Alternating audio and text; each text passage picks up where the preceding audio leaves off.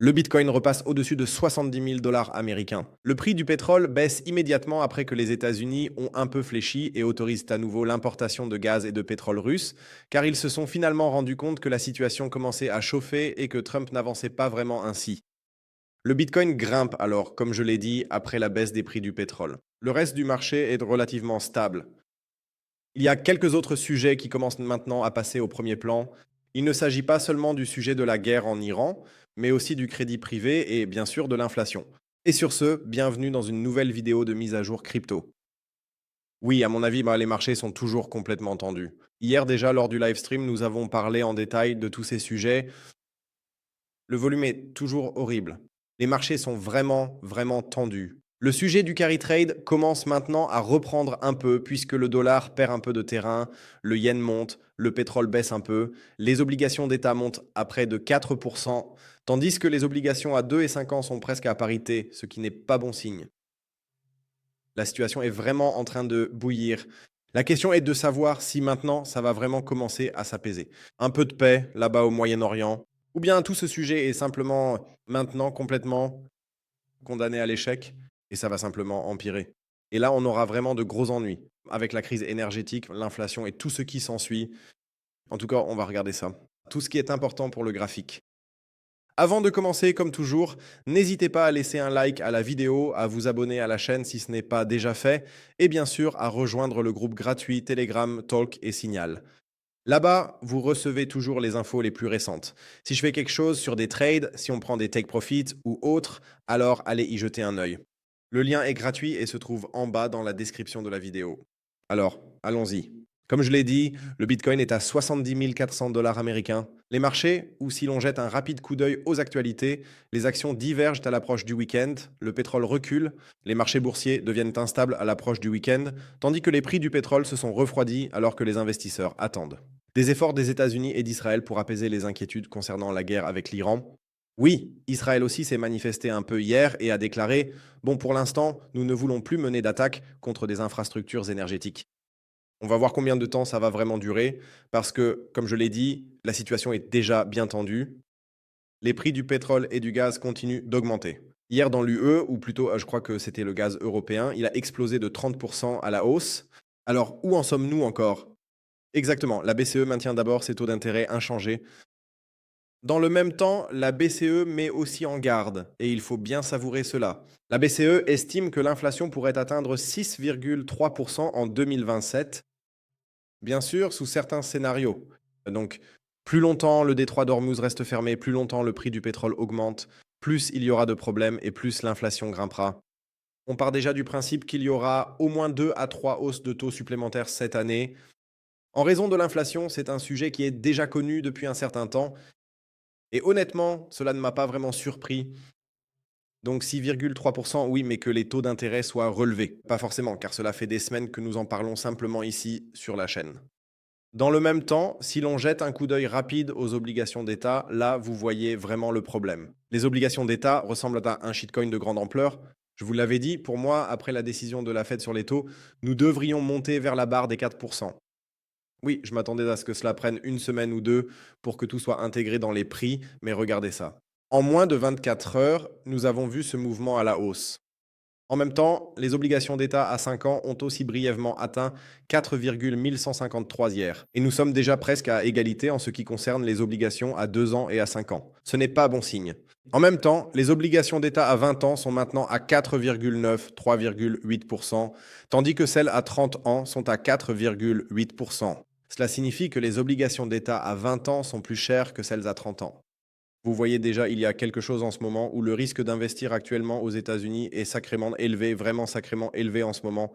Et nous voyons bien sûr le même phénomène au Japon. Là-bas aussi, les obligations d'État augmentent en fin de compte, encore et encore, sans cesse. Ce n'est pas un bon signe pour aucune économie. Hier, JP Morgan s'est également exprimé, ou plutôt pas seulement JP Morgan, mais aussi Goldman Sachs et la Bank of America. Mais la Bank of America, de son côté, a simplement déclaré qu'elle aimerait shorter le secteur du crédit privé européen. C'est ce qu'ils ont fait immédiatement.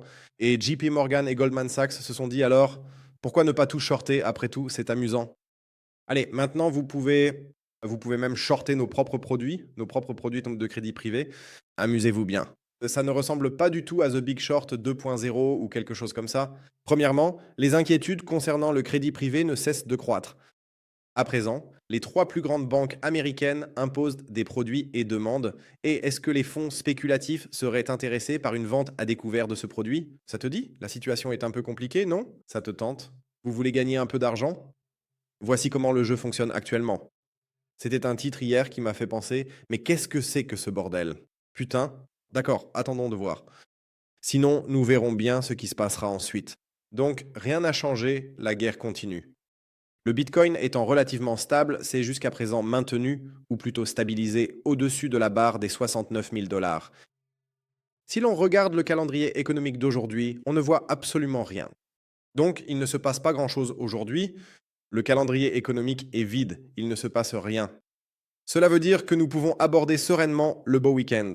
Si seulement c'était aussi simple en ce moment. Jetons un rapide coup d'œil au carnet d'ordre spot, vous voyez aussi que le volume est à nouveau parti, alors qu'il était encore salué ces derniers jours. Maintenant, le marché est tout simplement revenu exactement là où il était la semaine dernière, c'est-à-dire en zone de non-droit. Ce n'est pas bon signe. Les taux de financement, eux, sont de nouveau en train d'augmenter. Jetons aussi un rapide coup d'œil à la heatmap, elle aussi est relativement vide. La plupart a donc été liquidée entre-temps. Il nous reste encore un gros bloc à 66 000 et puis, comme d'habitude, à 60 000 et 55 000. Sinon, c'est tout. Cela signifie que le marché reste toujours fortement influencé par les actualités. Il va donc falloir s'y habituer pour l'instant, car comme je l'ai dit, on peut oublier les baisses de taux. Bien au contraire, la probabilité de hausse de taux devient de plus en plus élevée. Pour moi, tout indique encore une tendance à la baisse. Je sais, vous n'en pouvez plus de l'entendre, mais que voulez-vous que je dise de plus? Les marchés n'ont pas l'air en bonne santé. Une nouvelle vague de vente ne me surprendrait pas du tout, surtout maintenant ce week-end, peut-être vers 66 000 ou 65 000 dollars américains. La prochaine zone bleue, ici en bas, ce serait le prochain support à surveiller. Mais sinon, je ne vois vraiment rien qui pourrait nous pousser à la hausse pour l'instant. Passons maintenant aux altcoins. Ethereum, même constat, est retombé sous son support. Pas vraiment intelligent, ou plutôt cool. Solana, oui, cette ligne jaune, je sais, ça me rappelle des souvenirs d'ici. Cela me fait penser à ça, exactement. Même constat. Pas de volume, prix en hausse, pas vraiment bon. Revenons brièvement sur taux car il s'y passait quelque chose. Il s'est encore passé un petit quelque chose.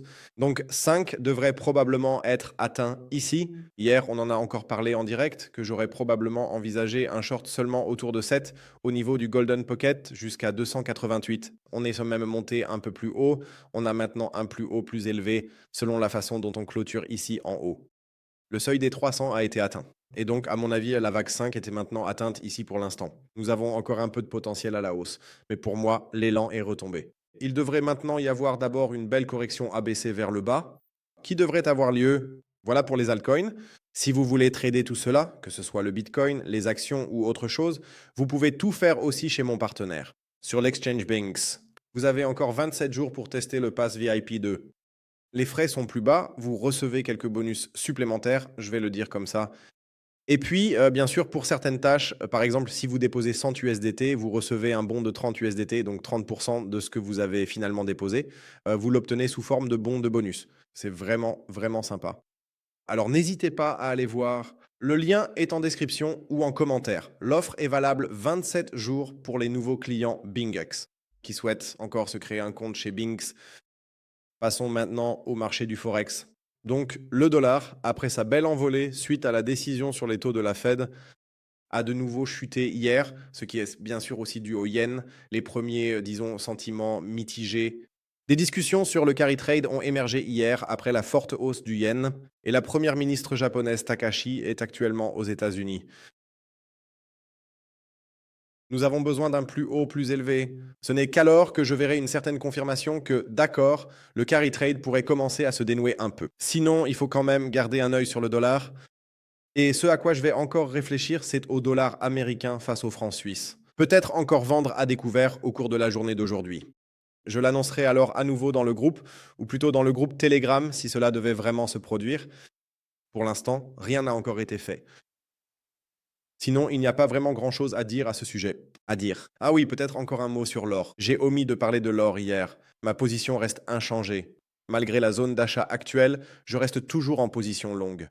Pour moi, cela reste une couverture contre le système financier, du moins pour les prochaines semaines. Tant que tout ne se sera pas un peu calmé, je reste ici en position longue. Je suis entré en position longue dans la zone d'achat, sur la limite inférieure, et maintenant attendons de voir comment cela va évoluer. Argent. Personnellement, l'argent ne deviendra intéressant que lorsque son cours descendra aux alentours de 63 à 54 dollars américains. Ensuite, nous aborderons le sujet des marchés boursiers. Le DAX continue de s'effondrer complètement. On constate donc clairement que l'UE devance largement les marchés américains. Dow Jones. D'accord, il y a eu une forte baisse des cours hier, exactement. Le Nasdaq est passé sous son niveau de support. Il faut garder cela à l'œil. Cela pourrait redevenir très, très intéressant. Le S&P 500, oui, est relativement stable. Il maintient son prochain niveau de support. Donc, depuis que nous avons quitté la zone supérieure ici, il y a eu une vente massive. Prenez vos profits, les gars, s'il vous plaît. Pour tous ceux qui sont encore en position short, comme moi, nous avons notre position short. Ici en haut, c'était la zone de short. C'est là qu'elle était en fin de compte. Zone de support, prenez vos profits. C'est maintenant le plus important. Si nous devions passer sous la barre des 6533 points, ou plutôt il faut la placer un peu plus bas, ici à 6510 points, alors ce sera une chute libre. Voilà pour ça. Attendez simplement, nous allons voir ce qui se passe. Sinon, ici, tout reste relativement inchangé. L'indice de volatilité reste également à un niveau très très élevé, 23,8. Oui, cela ne semble pas haussier. Malheureusement, il n'y a rien de haussier. Attendons de voir si, peut-être ce week-end, quelques pays décident finalement de faire la paix. Honnêtement, j'y crois plutôt moins. Je pense toujours plutôt qu'il y aura une intervention de troupes au sol. Attendons de voir. Sinon, je dirais que c'est tout pour moi. Je vous souhaite à tous un excellent week-end. Prends soin de toi. Nous nous reparlerons dimanche pour la diffusion en direct. J'ai hâte. Et sinon, comme je l'ai dit, profitez bien du week-end. Prenez du recul par rapport au graphique et nous nous reparlerons dimanche. D'ici là, ciao ciao. Et comme toujours, restez effrayants.